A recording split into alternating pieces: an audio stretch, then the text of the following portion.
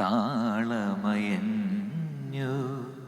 ഗാനമപൂർണം തരളലയം താഴും രാഗധാര മന്ദം മായും നൂപുരനാദം മാനസമോഘനശ്യാമായ മാനം താളമയഞ്ഞു ഗാനമപൂർണം തരളലയം താഴും രാഗധാര മന്ദം മായും നൂപുരനാദം മാനസമോഘനശ്യാമായ മാനം താളമയഞ്ഞു. ഒരു ദിവസം ഇതിലും ഭംഗിയായിട്ട് എങ്ങനെ ആരംഭിക്കാൻ സാധിക്കും? അപ്പോ എല്ലാ പ്രേക്ഷകർക്കും ഒരു നല്ല ദിനം ആശംസിച്ചുകൊണ്ട് വീണ്ടും മോർണിംഗ് വാക്ക് നമ്മൾ തുടങ്ങുകയാണ്. അതെ, ഒരു ഇടവേളയ്ക്ക് ശേഷം കരുത്തുകൂട്ടി നമ്മൾ തിരികെ എത്തിയിരിക്കുകയാണ്.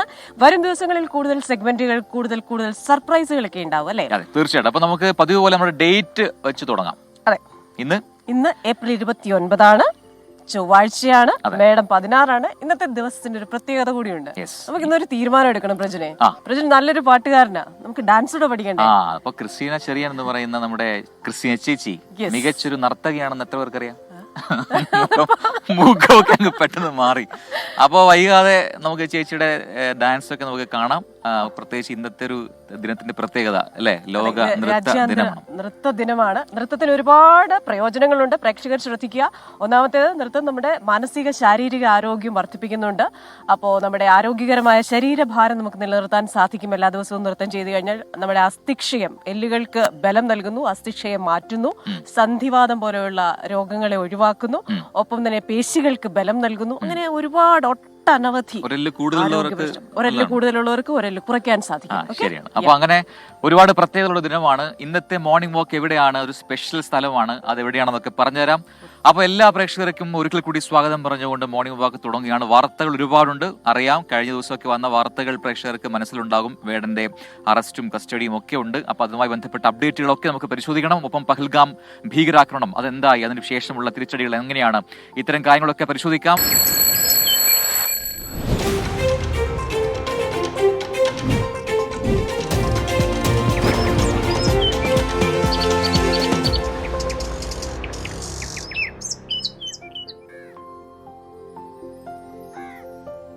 യെസ്, അപ്പൊ അതൊക്കെയാണ് ഈ മണിക്കൂറിലെ പ്രധാനപ്പെട്ട വാർത്തകൾ. അപ്പൊ നമുക്ക് നടന്നു തുടങ്ങല്ലേ? നമ്മൾ തുടങ്ങാം. നമ്മുടെ പ്രേക്ഷകർ എത്ര പേർ മോർണിംഗ് വാക്കിനും ജോഗിങ്ങിനും ഒക്കെ ആയിട്ട് ഇറങ്ങിയിട്ടുണ്ടെന്ന് നമ്മുടെ കമന്റ് ബോക്സിൽ അറിയിക്കുക. ഇനി നേരത്തെ പറഞ്ഞതുപോലെ എവിടെയാണ് നമ്മൾ ഇന്ന് മോർണിംഗ് വാക്കിന് എത്തിയിരിക്കുന്നത്? വളരെ വളരെ ബ്യൂട്ടിഫുൾ ആയിട്ടൊരു സ്ഥലത്താണ്. ആലുവയിലുള്ള, അല്ലെങ്കിൽ ഇവിടുത്തെ ആലുവ നഗരസഭയുടെ സ്വന്തം പാർക്കായ ജവഹർലാൽ നെഹ്റു മുനിസിപ്പൽ പാർക്കിലാണ് നമ്മളുള്ളത്. വളരെ മനോഹരമായ രീതിയിൽ അവർ വൃത്തിയാക്കി വെച്ചിരിക്കുന്ന ഒരു പാർക്കാണ്. മാത്രമല്ല നല്ലൊരു ഏരിയ അല്ലെ? അതിനെക്കുറിച്ച് എന്താണ് ചേച്ചിക്ക് തോന്നുന്നത്? എനിക്ക് വന്നപ്പോഴേ ഈ ആംബിയൻസ് വളരെ ഇഷ്ടപ്പെട്ടു. അപ്പൊ രാവിലെയൊക്കെ ഇവിടെ വന്നു കഴിഞ്ഞാൽ നമ്മൾ അറിയാതെ തന്നെ ഒരു പോസിറ്റീവ് എനർജി നമ്മളിലേക്ക് കയറിയാണ്.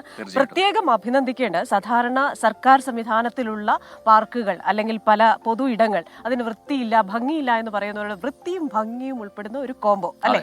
നമ്മുടെ വാർത്ത, പാട്ട്, കാഴ്ച, വർത്തമാനം കോംബോ പോലെ. അതെ, ഇവിടെ ഈ പറയുന്ന ഗാർഡൻ ഉണ്ട്, പിന്നെ കുട്ടികൾക്കുള്ള പാർക്കുണ്ട്, ഇരിക്കാനുള്ള സൗകര്യമുണ്ട്. തൊട്ടപ്പുറത്ത് നമ്മുടെ ആലുവ പുഴ സ്വച്ഛന്തമായി ഇങ്ങനെ ഒഴുകുന്നുണ്ട്.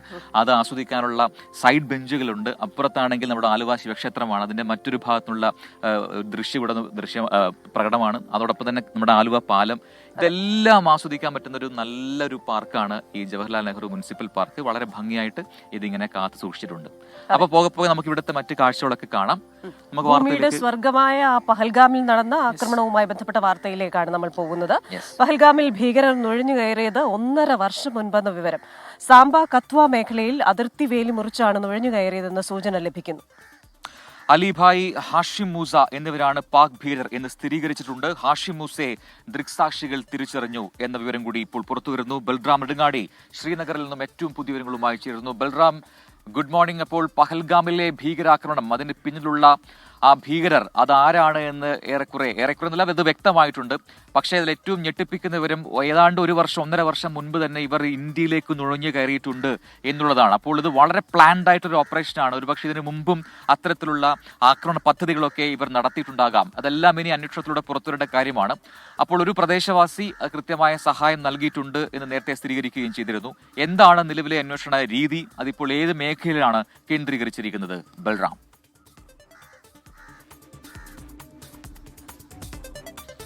Very good morning Prajin, Christina. ഈ NIA-യുടെ അന്വേഷണം പുരോഗമിക്കുകയാണ്. കഴിഞ്ഞ ദിവസം NIA ഈ ആക്രമണത്തിന്റെ ദൃശ്യങ്ങൾ പകർത്തിയ പ്രാദേശിക വീഡിയോഗ്രാഫർ, അയാൾ മരത്തിൽ ഒളിച്ചിരുന്നാണ് ദൃശ്യങ്ങൾ പകർത്തിയിരുന്നത്. അയാളുമായി ഈ ആക്രമണം നടന്ന പ്രദേശത്ത് തെളിവെടുപ്പ് നടത്തിയിരുന്നു. കൂടാതെ ആ ദൃശ്യങ്ങളിൽ കണ്ട ഭീകരർ വന്ന വഴി, പോയ വഴി അടക്കമുള്ള കാര്യങ്ങൾ സംബന്ധിച്ച് സ്ഥിരീകരണം ഈ ദൃക്സാക്ഷിയിൽ നിന്ന് തന്നെ നേരിട്ട് നടത്തിയിരുന്നു. ഈ അന്വേഷണം ഇപ്പോഴും പുരോഗമിക്കുകയാണ്. അതിനിടെ ഈ ആക്രമണത്തിൽ പങ്കെടുത്ത 3 ഭീകരരെ തിരിച്ചറിഞ്ഞിട്ടുണ്ട്, സാക്ഷികൾ അടക്കം. അതിൽ 2 പേർ പാക് സ്വദേശികളാണ് എന്ന് തിരിച്ചറിഞ്ഞിരിക്കുന്നു. ഹാഷിം മൂസ, അലിബായ് എന്നീ 2 പേർ പാകിസ്ഥാനിൽ നിന്നും നുഴഞ്ഞു കയറിയവരാണ്. ഒപ്പം തന്നെ പ്രദേശവാസിയായ ഭീകരവാദിയെയും തിരിച്ചറിഞ്ഞിട്ടുണ്ട്. ഇയാൾ ആദിൽ തോക്കർ എന്നാണ് ഇയാളുടെ പേര്. ഇയാളുടെ നേരത്തെ 2018 പാകിസ്ഥാനിൽ പോയതടക്കമുള്ള വിവരങ്ങൾ സംബന്ധിച്ച് ഏജൻസികൾക്ക് വിവരമുണ്ട്. ഇയാളെ അന്വേഷിച്ചു വരികയായിരുന്നു, ഇയാളെ ട്രാക്ക് ചെയ്തു വരികയായിരുന്നു ഏജൻസികൾ. ഇവർ 3 പേരും ഏതാണ്ട് ഒരേ സമയത്താണ് അതിർത്തി മുറിച്ചു കടന്നത് എന്നാണ് നിലവിൽ ലഭ്യമായിരിക്കുന്ന വിവരങ്ങൾ. ഈ മേഖല പ്രധാനമായും സാംബ, കത്വ മേഖലയിലെ അതിർത്തി വേലി മുറിച്ചാണ് ഭീകരർ നുഴഞ്ഞു കയറിയത് എന്നാണ് സംശയിക്കുന്നത്. ഇവരോടൊപ്പം മറ്റ് ചില ഭീകരരും ഉണ്ടായിരുന്നു എന്നും ജമ്മു കശ്മീരിൽ കഴിഞ്ഞ 1.5 വർഷത്തിനിടെ നടന്ന പല ഭീകരാക്രമണങ്ങളിലും ഇവർക്ക് പങ്കുണ്ട് എന്നുമുള്ള വിവരം ലഭിച്ചിട്ടുണ്ട്. പ്രത്യേകിച്ച് അലിബായ് ഈ തുരങ്കത്തിലുണ്ടായ ആക്രമണത്തിൽ, സോൻമാർഗ് ടണലിലുണ്ടായ ആക്രമണത്തിൽ പങ്കെടുത്തിരുന്നു ഇയാൾ എന്നത് സംബന്ധിച്ചുള്ള സ്ഥിരീകരണം ഉണ്ട്. അവിടെ നിന്ന് ലഭിച്ച CCTV ദൃശ്യങ്ങളിൽ ഉൾപ്പെടെ ഇയാളുടെ മുഖം പതിഞ്ഞിട്ടുണ്ട്. അതുകൊണ്ട് തന്നെ ഏജൻസികൾ ഇയാൾക്ക് വേണ്ടിയുള്ള അന്വേഷണം നടത്തി വരികയായിരുന്നു. ഒപ്പം തന്നെ ഹാഷിം മൂസയെ സംബന്ധിച്ചിടത്തോളം ഇയാളെ ഈ പാർക്കിലുണ്ടായിരുന്ന ചില ദൃക്സാക്ഷികൾ, അത് കുതിരക്കാരും വഴികാട്ടികളായ ആളുകൾ അടക്കമുള്ളവർ തിരിച്ചറിഞ്ഞിട്ടുണ്ട്. ഈ ഭീകരരുടെ ഫോട്ടോഗ്രാഫുകൾ നേരത്തെ തന്നെ ഏജൻസികളുടെ കൈവശം ഉണ്ട്. നേരത്തെ നടന്ന ഭീകരാക്രമണവുമായി ബന്ധപ്പെട്ട സെഡ്മോർ ഭീകരാക്രമണവുമായി ബന്ധപ്പെട്ട് ഏറ്റുമുട്ടലിൽ വധിച്ച ജുനൈദ് അഹമ്മദ് ഭട്ട് എന്ന ഭീകരന്റെ ഫോണിൽ നിന്നാണ് ഈ ഭീകരവാദികളുടെ ഫോട്ടോകൾ അന്വേഷണ ഏജൻസികൾക്ക് ലഭിച്ചിരിക്കുന്നത്. ഈ അതിർത്തി മുറിച്ചു കടന്ന സംഘത്തിൽപ്പെട്ട പലരുടെയും ഫോട്ടോകൾ, അവർ സഞ്ചരിക്കുന്ന വഴിയിലുള്ള നിരവധി ഫോട്ടോകൾ അത്തരത്തിൽ ഇയാൾ ഭട്ട് പകർത്തുകയും അയാളുടെ ഫോണിൽ നിന്നും ആ ഫോട്ടോകൾ ഏജൻസികൾക്ക് ലഭിക്കുകയും ചെയ്തിട്ടുണ്ട്. അതേസമയം ഈ ഭീകരർക്ക് വേണ്ടിയുള്ള തെരച്ചിൽ ഇപ്പോഴും ഊർജിതമായി തന്നെ പുരോഗമിക്കുകയാണ്. അവർ ഇപ്പോൾ ഉള്ള സ്ഥലം, അവർ സഞ്ചരിക്കുന്ന ദിശ എന്നിവ നമുക്ക് അത് സംബന്ധിച്ചുള്ള വിവരങ്ങൾ നൽകാൻ കഴിയില്ല. കാരണം അത് ഈ തെരച്ചിലിനെ ഉൾപ്പെടെ ബാധിക്കുന്ന ഒരു കാര്യമായതിനാലും, കൂടാതെ ഇതുമായി ബന്ധപ്പെട്ട കേന്ദ്ര സർക്കാരിന്റെ മാർഗനിർദ്ദേശം നിലവിലുള്ളതിനാലും, എന്നാൽ ഈ കഴിഞ്ഞ 48 മണിക്കൂർ അധിക ദൂരം ഈ ഭീകരർക്ക് സഞ്ചരിക്കാൻ കഴിഞ്ഞിട്ടില്ല എന്നും തൊട്ടു പിന്നാലെ തന്നെ സുരക്ഷാ സേന ഉണ്ട് എന്നുമാണ് നമുക്ക് സ്ഥിരീകരിക്കാൻ കഴിയുന്ന വിവരം. പ്രത്യേകിച്ച് ഇവരുടെ സഞ്ചാരപാത സംബന്ധിച്ചും ഇവരുടെ നീക്കങ്ങൾ സംബന്ധിച്ചുമുള്ള കൃത്യമായ വിവരങ്ങൾ ഏജൻസികൾക്ക് ലഭിക്കുന്നുണ്ട്. അത് സാങ്കേതികമായ വിവരം, ഒപ്പം തന്നെ ഈ പ്രാദേശികമായ ഗോത്ര വിഭാഗങ്ങളിൽ നിന്നും കൃത്യമായ വിവരം ഏജൻസികൾക്ക് ലഭിക്കുന്നുണ്ട്.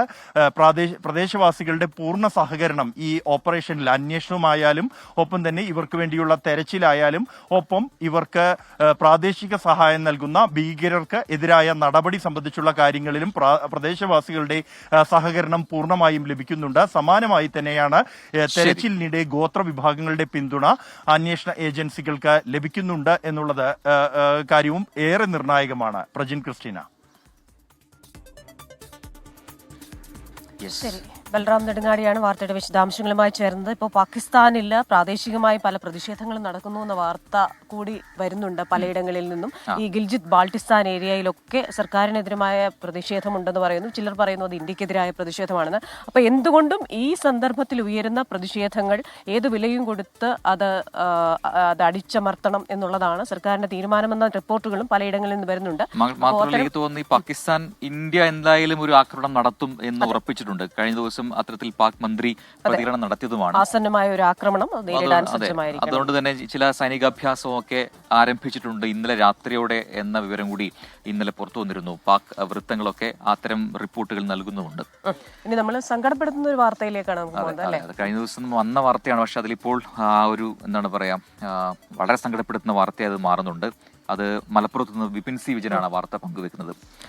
പ്രതിരോധ വാക്സിൻ എടുത്തിട്ടും പേവിഷബാധ ഉണ്ടായ കുട്ടി മരിച്ചു. മലപ്പുറം പെരുവള്ളൂർ സ്വദേശി ഫാരിസിന്റെ മകൾ സിയെ ആണ് മരിച്ചത്. വിപിൻ സി വിജയനാണ് മലപ്പുറത്ത് നിന്ന് വിവരങ്ങൾ നൽകുന്നത്. വിപിൻ, കഴിഞ്ഞ ദിവസം ഈ കുഞ്ഞ് ചികിത്സയിലായിരുന്നു കോഴിക്കോട് മെഡിക്കൽ കോളേജിൽ. വാക്സിൻ എടുത്തിട്ടും അപ്പോൾ എന്തിന് വാക്സിൻ എടുക്കുന്ന ചോദ്യങ്ങൾ ഉണ്ടായിരുന്നു. കഴിഞ്ഞ ദിവസം ആരോഗ്യ വിദഗ്ധർ അതുമായി ബന്ധപ്പെട്ട വിശദാംശങ്ങളൊക്കെ നൽകിയതാണ്. എപ്പോഴാണ് കുഞ്ഞ് മരിച്ചത്? മറ്റു വിവരങ്ങൾ.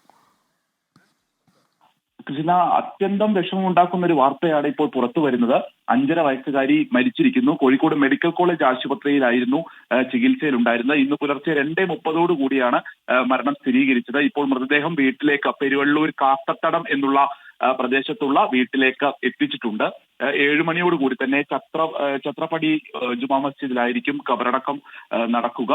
ഈ പറഞ്ഞതുപോലെ തന്നെ വാക്സിൻ എടുത്തിട്ടും പ്രതിരോധ വാക്സിൻ എടുത്തിട്ടും തെരുവുനായുടെ ആക്രമണത്തെ തുടർന്ന് പേവിഷബാധ ഉണ്ടായി എന്നുള്ളതാണ് ഇതുമായി ബന്ധപ്പെട്ടുള്ള ഒരു കാര്യം. മാർച്ച് 29-നായിരുന്നു സിയെ അടക്കമുള്ള 7 പേരെ ഈ പെരുവള്ളൂരിലെ കാക്കത്തടം എന്നുള്ള സ്ഥലത്ത് വെച്ച് തെരുവുനായ കടിക്കുന്നത്. അന്നേ ദിവസം തന്നെ ഏകദേശം ഒരു 2 മണിക്കൂറിനുള്ളിൽ തന്നെ കോഴിക്കോട് മെഡിക്കൽ കോളേജിൽ എത്തുകയും പ്രതിരോധ വാക്സിൻ ആയിട്ടുള്ള IDRB വാക്സിൻ എടുക്കുകയും ചെയ്തു. അതിനുശേഷം 3 ഡോസ് ഉണ്ടായിരുന്നു. ഈ 3 ഡോസും എടുത്തിട്ടുണ്ട്. ഈ 3 ഡോസും എടുക്കുന്നതിനിടയിൽ തന്നെ മുറിവ് ഉണങ്ങി വരികയും മറ്റു കുട്ടികളോടൊപ്പം കളിക്കാവുന്ന ഒരു സ്ഥിതിയിലേക്കൊക്കെ ഈ 5.5 വയസ്സുകാരിയായ സീത എത്തുകയും ചെയ്തതാണ്. പക്ഷെ ഒരു 16-ാം തീയതിയോടുകൂടി പനി വരികയായിരുന്നു. ഈ പനി പിന്നീട് മൂർച്ഛിക്കുകയും വീണ്ടും കോഴിക്കോട് മെഡിക്കൽ കോളേജ് ആശുപത്രിയിൽ തന്നെ പ്രവേശിപ്പിച്ചു. അപ്പോൾ പിന്നീട് ചില ലക്ഷണങ്ങൾ കണ്ട് സംശയം തോന്നിയതിനെ തുടർന്നാണ് രക്തസാമ്പിളുകൾ എടുക്കുകയും അത് പരിശോധനയ്ക്ക് അയക്കുകയും ചെയ്തത്. പക്ഷേ അത് പോസിറ്റീവ് ആയിരുന്നു. അതായത് 3 ഡോസ് എടുത്തിട്ടും പേവിഷബാധ ഉണ്ട് എന്നുള്ളതായിരുന്നു ഈ റിസൾട്ട് വന്നത്. ഒരു ഡോസ് കൂടിയാണ് ഇതുമായി ബന്ധപ്പെട്ട് എടുക്കാനും ഉണ്ടായിരുന്നത്. അപ്പോൾ തലയ്ക്കും കാലിനുമാണ് ഈ തെരുവുനായുടെ കടിയേറ്റിരുന്നത്. അപ്പോൾ തലയ്ക്ക് ഏറ്റിട്ടുള്ള മുറിവ് അത് ആഴത്തിലുള്ള മുറിവായിരുന്നു. അപ്പോൾ ഈ കടി കൊണ്ട സ്ഥലം തലയിലായതുകൊണ്ട് തന്നെ അതും ചെറിയ പ്രായമായതുകൊണ്ടും ഒരു പക്ഷേ വാക്സിൻ ഫലിക്കാത്തതാവും എന്നുള്ളത് കൂടിയാണ് ആരോഗ്യ വിദഗ്ധരും കോഴിക്കോട് മെഡിക്കൽ കോളേജിൽ നിന്നും ഇതുമായി ബന്ധപ്പെട്ട് പറയുന്നത്. ഇന്ന് 2:30 കൂടിയാണ് ഇപ്പോൾ മരണം സംഭവിക്കുകയും ചെയ്തിരിക്കുന്നത്. നാടൊന്നാകെ വലിയ വിഷമത്തിലാണ്. ഒപ്പം തന്നെ 7 പേർക്കാണ് അന്ന് കടിയേറ്റത്. അപ്പോൾ മറ്റുള്ളവരുടെ ആരോഗ്യസ്ഥിതി ഇപ്പോൾ മറ്റു പ്രശ്നങ്ങളൊന്നും തന്നെ ഇല്ല. പക്ഷെ അവരുടെ കൂടി രക്തസാമ്പിളുകൾ പരിശോധിക്കണമെന്നുള്ള ആവശ്യമൊക്കെ നാട്ടുകാരിൽ ചിലർ ഇതിനോടകം തന്നെ പങ്കുവയ്ക്കുന്നുമുണ്ട്. സൽമാൻ ഫാരിസിന്റെ മകളായിരുന്നു സിയ.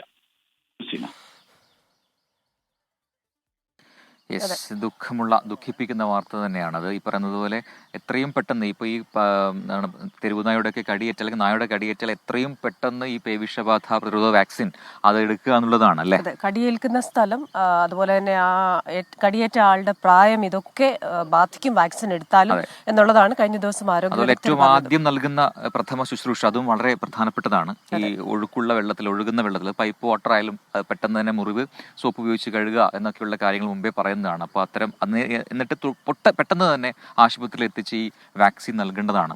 പിന്നെ ഇതിപ്പോ സംഭവിച്ച തലച്ചോറിനാണ് ഈ വൈറസ് ബാധ ഏറ്റത് എന്നുള്ളതാണ്. അതുകൊണ്ട് തന്നെ ഗുരുതരാവസ്ഥയിലായിരുന്നു കുട്ടി എന്ന കാര്യമാണ് ഇപ്പോൾ ആരോഗ്യ വിദഗ്ധരും ഒപ്പം തന്നെ ആശുപത്രി അധികൃതർ നൽകിയിരിക്കുന്നത്. നമ്മൾ മലയാറ്റൂർ രാമകൃഷ്ണന്റെ നോവലിലൊക്കെ വായിച്ചിട്ടുള്ളതാണ്. എത്രത്തോളം ഭീതിജനകമായ, എത്രത്തോളം അനുഭവിക്കുന്നവർക്ക് ബുദ്ധിമുട്ട്, കാണുന്നവർക്ക് ബുദ്ധിമുട്ടുണ്ടാകുന്ന ഒരു അവസ്ഥയാണ്. അപ്പോൾ എല്ലാ പ്രേക്ഷകരും ഇക്കാര്യത്തിലും ഒരു ജാഗ്രത പാലിക്കുക. നമുക്കിനി അടുത്ത വാർത്തയിലേക്ക് ഒരുപാട് പ്രേക്ഷകർ നമ്മുടെ കമന്റ് ബോക്സിൽ കമന്റ് രേഖപ്പെടുത്തുന്നു. അതിലേക്ക് വരാം. അതിനു മുമ്പ് വളരെ പ്രധാനപ്പെട്ട വാർത്തയാണ് ആലപ്പുഴയിൽ നിന്ന് മനീഷ് മഹിപാൽ പങ്കുവയ്ക്കുന്നത്. അതിലേക്കാണ് പോകുന്നത്. ആലപ്പുഴ ഹൈബ്രിഡ് കഞ്ചാവ് കേസിൽ മുൻ ബിഗ് ബോസ് ജേതാവ് ജിൻഡോ, പിന്നെ സിനിമാ മേഖലയിലെ നിർമ്മാണ സഹായി ജോഷി എന്നിവർ ഇന്ന് ചോദ്യം ചെയ്യലിന് ഹാജരാകും. കഞ്ചാവ് കേസിൽ പിടിയിലായ പ്രതി തസ്ലീമ സുൽത്താനയുമായി ഇരുവർക്കുമുള്ള ഇടപാടുകൾ സംബന്ധിച്ച് വ്യക്തത വരുത്താൻ വേണ്ടിയാണ് ഇവരെ ഇന്ന് വിളിപ്പിച്ചിരിക്കുന്നത്. ഇന്നലെ വിളിച്ചു വരുത്തിയ നടന്മാരായ ഷൈൻ ടോം ചാക്കോയ്ക്കും ശ്രീനാഥ് ഭാസിക്കും നിലവിൽ കഞ്ചാവ് കേസുമായി ബന്ധമില്ലെന്നാണ് എക്സൈസിന്റെ കണ്ടെത്തൽ. വിവരങ്ങളുമായി ആലപ്പുഴയിൽ നിന്ന് മനീഷ് മഹിപാലാണ് ചേരുന്നത്. മനീഷ്, ഇന്നലത്തെ ഒരു ചോദ്യം ചെയ്യലിന് ശേഷം എന്തൊക്കെ കാര്യങ്ങളിലാണ് എക്സൈസിന് ചില ബോധ്യങ്ങൾ വന്നിരിക്കുന്നത്? ഇനി എന്തൊക്കെ കാര്യങ്ങളിൽ ഒരു വ്യക്തത വരാനുണ്ട്? ക്രിസ്റ്റീന, ഈ ഹൈബ്രിഡ് കഞ്ചാവ് കേസിൽ നടന്മാരായ ഷൈൻ ടോം ചാക്കോ, ശ്രീനാഥ് ഫാസി, മോഡൽ കെ സൗമ്യ എന്നിവരെ ചോദ്യം ചെയ്തതിൽ നിന്ന് ലഭിച്ച വിവരങ്ങളുടെ അടിസ്ഥാനത്തിൽ അന്വേഷണം കൂടുതൽ ഇടങ്ങളിലേക്ക് വ്യാപിപ്പിക്കാനാണ് എക്സൈസിന്റെ തീരുമാനം. ഇന്നലത്തെ ചോദ്യം ചെയ്യലിൽ നടന്മാർ ഉൾപ്പെടെ സ്ഥിരമായി ലഹരി ഉപയോഗിക്കുന്നവരാണെന്ന് തെളിഞ്ഞിട്ടുണ്ട്. ഇവർക്ക് ഈ കേസുമായി നിലവിൽ ബന്ധം തെളിയിക്കുന്ന തരത്തിലുള്ള കാര്യങ്ങൾ എക്സൈസിന് ലഭ്യമായിട്ടില്ലെങ്കിലും ഇവർ നടന്മാർ രണ്ടുപേരും ഈ ഒപ്പം തന്നെ ഇന്നലെ ചോദ്യം ചെയ്യലിന് വിളിപ്പിച്ച ഈ സൗമ്യ അടക്കം ലഹരി സ്ഥിരമായി ഉപയോഗിക്കുന്നവരാണെന്ന് എക്സൈസിന് ബോധ്യപ്പെട്ടിട്ടുണ്ട്. ഇവർക്ക് ലഹരി എത്തുന്ന സ്രോതസ്സുകളെ പറ്റി അതേ സ്ഥലങ്ങളെ സംബന്ധിച്ചുള്ള വിവരം നിലവിൽ ഇവർ കൈമാറിയിട്ടുണ്ട്. ഇവർക്ക് എവിടെ നിന്നാണ് ലഭ്യമാകുന്നുള്ള വിവരമാണ് ഏറ്റവും നിർണായകമായിട്ടുള്ള വിവരം. ആ വിവരം നടന്മാർ എക്സൈസിന് കൈമാറിയിട്ടുണ്ട്. തെളിവ് ലഭിച്ചാൽ ആ വിഷയവുമായി ബന്ധപ്പെട്ട് പുതിയ കേസുകൾ രജിസ്റ്റർ ചെയ്യാൻ കൂടി എക്സൈസ് തീരുമാനം എടുക്കുകയാണ്. അതേസമയം ചോദ്യം ചെയ്യാൻ വിളിപ്പിച്ച ഹൈബ്രിഡ് കഞ്ചാവ് കേസുമായി മൂവർക്കും കാര്യമായി ബന്ധമില്ലെന്ന് ഇപ്പോൾ പറയുന്നുണ്ടെങ്കിലും പൂർണ്ണമായ എക്സൈസ് അത് ഇനി വരുന്ന ദിവസങ്ങളിൽ അവരെ ചോദ്യം ചെയ്യാൻ വിളിപ്പിക്കാതിരിക്കുകയോ അല്ലെങ്കിൽ ഈ കേസുമായി അവർക്ക് പൂർണ്ണമായി ബന്ധമില്ലെന്നും എക്സൈസ് സ്ഥിരീകരിക്കുന്നില്ല.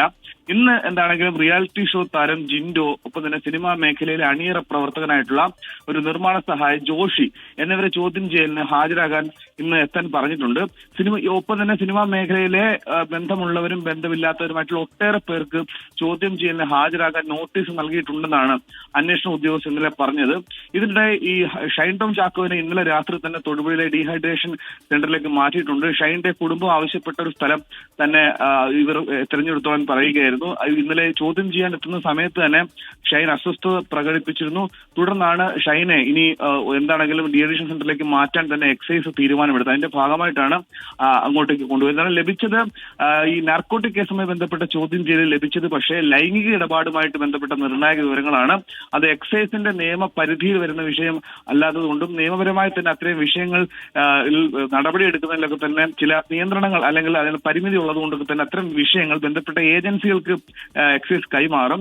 എന്താണെങ്കിൽ ലഹരി ബന്ധങ്ങൾ അന്വേഷണ ഉദ്യോഗസ്ഥർക്ക് ലഭിച്ചത് കൂടുതലും റിയൽ മീറ്റ് എന്ന പേരിൽ നടക്കുന്ന ലൈംഗിക എക്സൈസ് ആ രീതിയിൽ തന്നെ ഗൗരവമായി തന്നെയാണ് ഈ കേസ് കാണുന്നത്. മാത്രമല്ല കൃത്യമായി എഴുതി തയ്യാറാക്കിയ ചോദ്യാവലികളുണ്ട്. അതുകൊണ്ട് തന്നെയാണ് 2 ദിവസങ്ങളായി ഈ കേസുമായി ബന്ധപ്പെട്ട ആൾക്കാരെ വിളിച്ചു വരുത്തിയിരിക്കുന്നത്. ഒരു രീതിയിലും ഒരു പിഴവുമില്ലാതെ ചോദിച്ചറിയുക കാര്യങ്ങൾ എന്ന് തന്നെയാണ് എക്സൈസ് ഉദ്ദേശിക്കുന്നത്. കാര്യം വ്യക്തമാണ്. അതെ, നമ്മളും നമ്മളുടെ ലഹരിക്കെതിരായ പോരാട്ടം തുടരും. ഇത്തരം വാർത്തകൾ, അതുപോലെ തന്നെ അതിൽ നിന്ന് മാറാൻ ആഗ്രഹിക്കുന്നവർക്ക് വേണ്ട സഹായം, ഇതൊക്കെ നമ്മൾ 24 ചെയ്തു കൊടുക്കുന്നതാണ്. എല്ലാ ക്രൈമുകളുടെയും ഒരു മാതാവായി ലഹരി ഇങ്ങനെ മാറിക്കൊണ്ടിരിക്കുകയാണ്. തീർച്ചയായിട്ടും.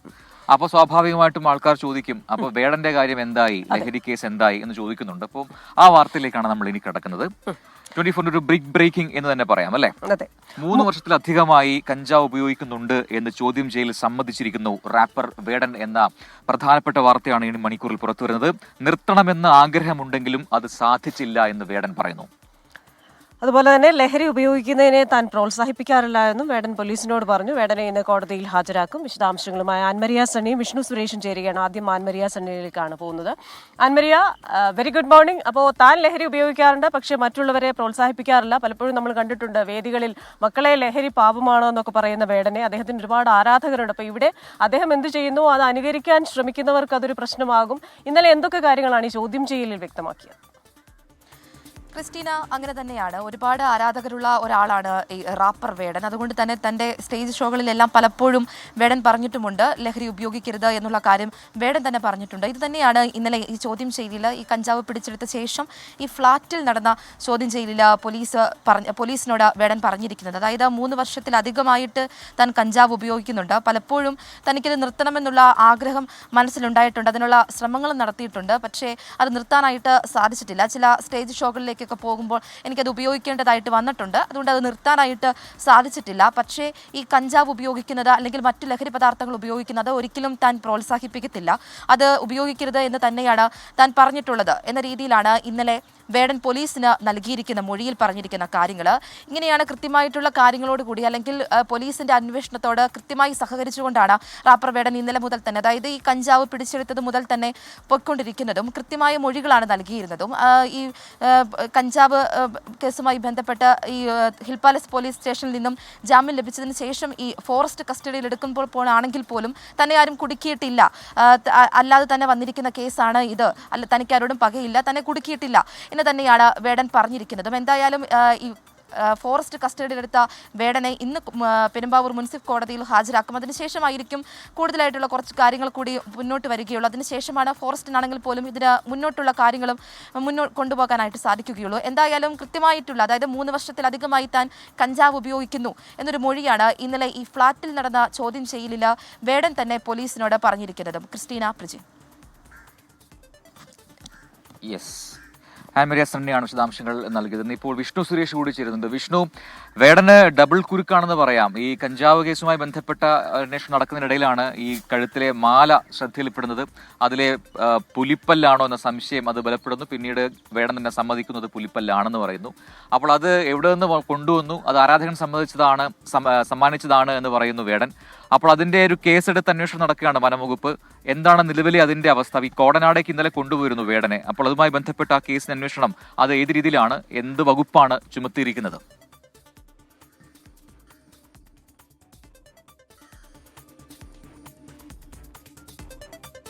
പ്രജൻ, മൃഗവേട്ട അടക്കമുള്ള വകുപ്പുകൾ ചുമത്തിയാണ് വേടനെതിരെ ജാമ്യമില്ലാ വകുപ്പ് പ്രകാരം കേസ് എടുത്തിരിക്കുന്നത്. ഇന്ന് ഉച്ചയ്ക്ക് ശേഷം വേടനെ പെരുമ്പാവൂർ മുൻസിഫ് കോടതിയിൽ ഹാജരാക്കുമെന്നാണ് ലഭിക്കുന്ന വിവരം.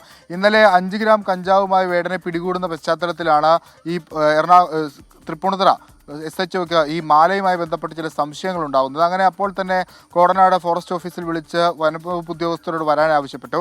ആദ്യഘട്ടത്തിൽ അവരെത്തി ഒരു പരിശോധന നടത്തി. ആനക്കൊമ്പ് എന്ന തരത്തിലായിരുന്നു ആദ്യഘട്ടത്തിലുണ്ടായിരുന്ന, ആനക്കൊമ്പ് കൊണ്ട് കിട്ടിയ മാല എന്ന ഘട്ടത്തിലായിരുന്നു ആദ്യഘട്ടത്തിൽ സംശയമുണ്ടായിരുന്നു. പിന്നീട് അവർ പോയി. എന്നാൽ അത് പിന്നീട് ചോദ്യം ചെയ്യുന്ന ഘട്ടത്തിൽ വേടൻ തന്നെ പറയുകയായിരുന്നു, തമിഴ്നാട്ടിൽ നിന്നൊരു ആരാധകൻ വന്നു, ആ ആരാധകൻ തനിക്ക് പുലിപ്പല്ലാണ് എന്ന് പറഞ്ഞ് സമ്മാനിച്ചതാണെന്ന് പറയുകയുണ്ടായി. വിശദമായ പരിശോധനയിൽ വനംവകുപ്പിൻ്റെ കണ്ടെത്തൽ ഇത് പുലിപ്പല്ല് തന്നെ എന്നാണ്. അതുമായി ബന്ധപ്പെട്ടുള്ള രേഖകളൊക്കെ വനംവകുപ്പ് തയ്യാറാക്കിയിട്ടുമുണ്ട്. ഇതിൻ്റെ ശാസ്ത്രീയമായ പരിശോധനാ ഫലം വരണമെങ്കിൽ അത് ഹൈദരാബാദിൽ കൊടുത്ത് അത് അടുത്ത കുറച്ച് സമയമെടുത്തൊക്കെ വരികയുള്ളൂ. പക്ഷേ പ്രാഥമികമായ വനംവകുപ്പിൻ്റെ പരിശോധന ഇത് പുലിപ്പല്ല് തന്നെ എന്ന് സ്ഥിരീകരിച്ചിട്ടുണ്ട്.